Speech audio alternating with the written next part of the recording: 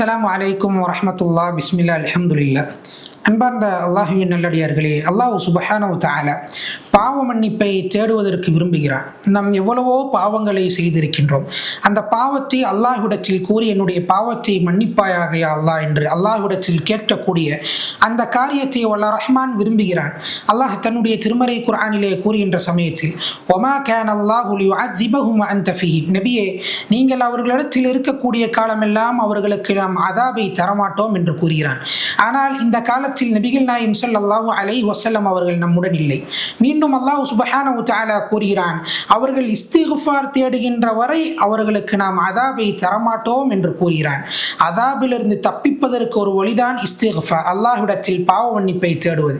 ஆகையால் அன்பார்ந்தவர்களே, எவ்வளவு பாவங்கள் செய்திருந்தாலும் அல்லாஹ்விடத்தில் பாவ மன்னிப்பை கேட்கக்கூடியவர்களாக இருக்க வேண்டும். வல்ல ரஹ்மான் அதற்குண்டான பாக்கியத்தை தந்த அருள் புரிவானாக. அஸ்ஸலாமு அலைக்கும் வரஹ்மத்துல்லாஹி வபரகாத்துஹு.